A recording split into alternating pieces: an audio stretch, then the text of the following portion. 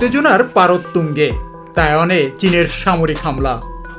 আন্তর্জাতিক ভূ রাজনীতিতে যে বিষয়টি নিয়ে সবচেয়ে বেশি আলোচনা, উদ্বেগ আর জল্পনা চলছে তা হলো তাইওয়ানকে ঘিরে চীন মার্কিন উত্তেজনা। তবে এই উত্তেজনা এখন আর শুধু কূটনৈতিক পর্যায়ে সীমাবদ্ধ নেই।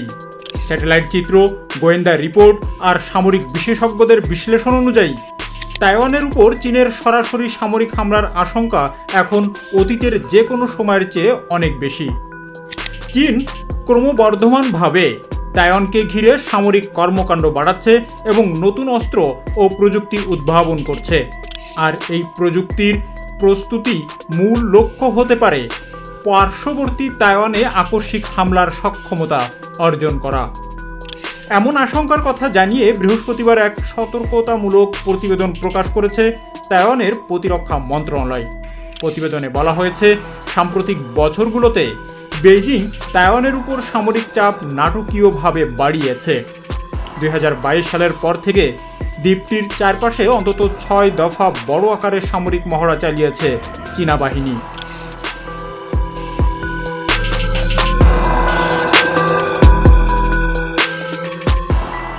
প্রতিবেদনে আরও বলা হয়, চীন এখন কৃত্রিম বুদ্ধিমত্তা ব্যবহার করে তাইওয়ানের সাইবার নিরাপত্তা দুর্বল করার চেষ্টা চালাচ্ছে। তারা গুরুত্বপূর্ণ অবকাঠামো ও যোগাযোগ ব্যবস্থায় দুর্বলতা খুঁজে বের করতে উন্নত মানের স্ক্যানিং প্রযুক্তি ব্যবহার করছে।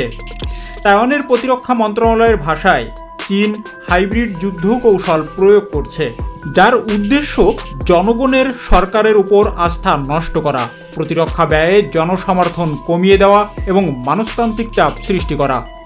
একই সঙ্গে তারা গ্রে জোন কৌশলও ব্যবহার করছে, যেমন উপকূলরক্ষী টহল বা সামুদ্রিক নজরদারি, যা সরাসরি যুদ্ধ নয় কিন্তু তাইওয়ানের উপর ক্রমাগত চাপ বজায় রাখায়। প্রতিবেদনে বলা হয়েছে, চীন প্রচলিত ও অপ্রচলিত সামরিক কর্মকাণ্ডের মাধ্যমে তাইওয়ানে আক্রমণ এবং বিদেশি মিত্রবাহিনীর মোকাবেলার সক্ষমতা যাচাই করছে।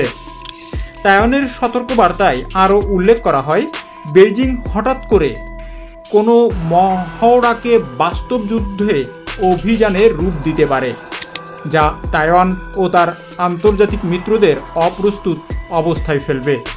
এতে আঞ্চলিক শান্তি ও নিরাপত্তা মারাত্মকভাবে হুমকির মুখে পড়তে পারে।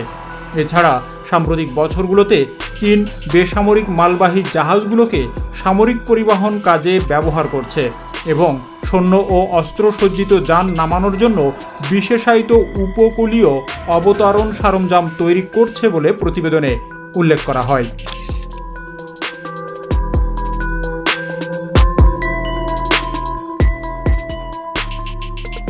গত কয়েক বছর ধরে তাইওয়ানকে ঘিরে উত্তেজনা ক্রমশ বাড়ছে। এর পিছনে বেশ কয়েকটি কারণ রয়েছে। তাইওয়ান এখন একটি সমৃদ্ধ গণতন্ত্র, যা চীনের একনায়কতান্ত্রিক শাসনের সম্পূর্ণ বিপরীত। তাইওয়ানের জনগণ নিজেদের স্বাধীন সত্তা হিসাবে দেখতে চায়। যুক্তরাষ্ট্র বরাবরই তাইওয়ানকে সামরিক ও রাজনৈতিক সমর্থন দিয়ে এসেছে, যা চীনের জন্য একটি বড় অস্বস্তির কারণ। সম্প্রতি মার্কিন আইন প্রণেতাদের তাইওয়ান সফর এবং তাইওয়ানের কাছে উন্নত সামরিক সরঞ্জাম বিক্রির চুক্তি চীনকে আরও উস্কে দিয়েছে। গত কয়েক দশকে চীন তার সামরিক শক্তি অভাবনীয়ভাবে বাড়িয়েছে। তাদের নৌবাহিনী, বিমান বাহিনী এবং ক্ষেপণাস্ত্র প্রযুক্তি এখন বিশ্বের অন্যতম শক্তিশালী। এই সামরিক সক্ষমতা বেইজিংকে তাইওয়ান আক্রমণের বিষয়ে আরও আত্মবিশ্বাসী করে তুলেছে। বর্তমান প্রেসিডেন্ট শি জিনপিংয়ের অধীনে চীন আরও বেশি আগ্রাসী পররাষ্ট্রনীতি গ্রহণ করেছে। তিনি 2049 সালের মধ্যে চীনকে বিশ্বের শীর্ষ শক্তিতে পরিণত করার লক্ষ্য নির্ধারণ করেছেন এবং তাইওয়ানকে পুনরেকত্রীকরণ এর লক্ষ্যের একটি অবিচ্ছেদ্য অংশ।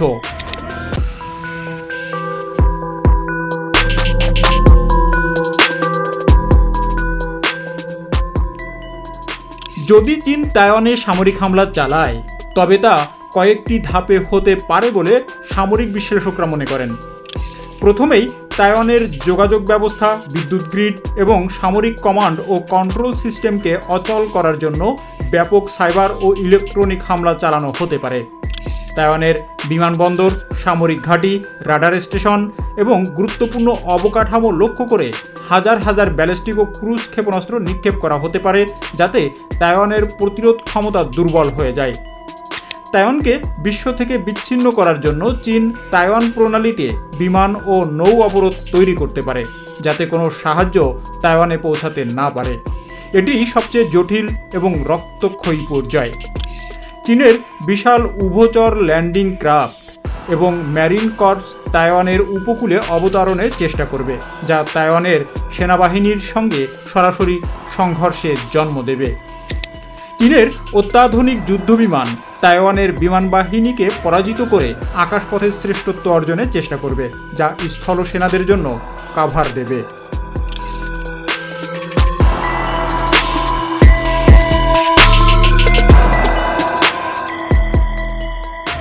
তাইওয়ান কি চীনের এই বিশাল সামরিক শক্তির বিরুদ্ধে টিকে থাকতে পারবে? তাইওয়ানের সামরিক শক্তি চীনের তুলনায় ছোট হলেও তারা নিজেদের প্রতিরক্ষা ব্যবস্থার আধুনিকায়ন করছে। তাইওয়ানের ছোট কিন্তু আধুনিক নৌবাহিনী চীনের বড় যুদ্ধ জাহাজগুলোর জন্য হুমকি হতে পারে। তাদের কাছে উন্নত ডুবো জাহাজ রয়েছে, যা চীনের উভচর আক্রমণকে বাধা দিতে পারে।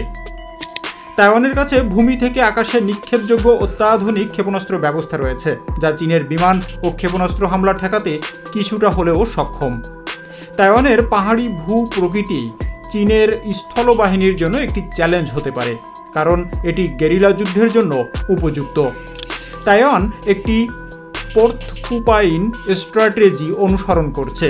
এর অর্থ হলো তারা নিজেদেরকে এমন একটি কাঁটাযুক্ত জন্তুর মতো করে তৈরি করেছে, যাকে আক্রমণ করলে প্রতিপক্ষের ব্যাপক ক্ষতি হবে। অর্থাৎ তাইওয়ানের লক্ষ্য চীনকে এমন উচ্চ মূল্য দিতে বাধ্য করা, যাতে চীন আক্রমণের সিদ্ধান্ত নেওয়ার আগে দুবার ভাবে।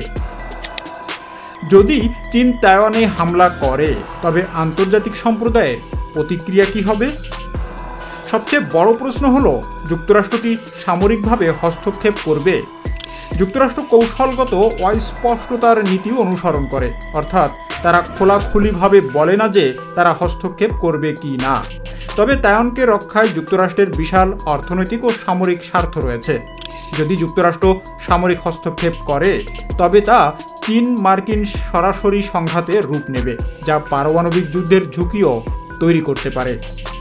জাপান, দক্ষিণ কোরিয়া এবং অস্ট্রেলিয়ার মতো দেশগুলো এই সংঘাতে জড়িয়ে পড়তে পারে, কারণ তাইওয়ান তাদের জন্য একটি গুরুত্বপূর্ণ কৌশলগত অবস্থান। ইউরোপীয় ইউনিয়ন এবং অন্যান্য দেশ চীনের উপর কঠোর অর্থনৈতিক নিষেধাজ্ঞা আরোপ করতে পারে।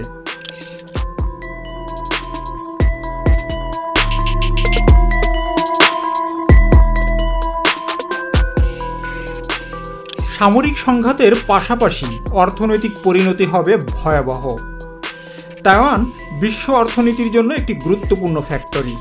এটি বিশ্বের সেমিকন্ডাক্টরের সবচেয়ে বড় উৎপাদক। তাইওয়ানের সংঘাত হলে বিশ্বজুড়ে ইলেকট্রনিক শিল্পে ভয়াবহ প্রভাব পড়বে, যা বিশ্ব অর্থনীতিকে মন্দার দিকে ঠেলে দেবে। তাইওয়ান প্রণালী বিশ্বের অন্যতম ব্যস্ত শিপিং রুট। এখানে সংঘাত হলে আন্তর্জাতিক বাণিজ্য ব্যাহত হবে এবং জ্বালানি তেলের দাম আকাশচুম্বী হবে। চীনের অর্থনীতিও মারাত্মকভাবে ক্ষতিগ্রস্ত হবে। আন্তর্জাতিক নিষেধাজ্ঞা এবং বিনিয়োগের অভাবে চীনের প্রবৃদ্ধি মারাত্মকভাবে ব্যাহত হবে। তাইওয়ানকে ঘিরে এই উত্তেজনা বিশ্বের জন্য একটি বড় চ্যালেঞ্জ।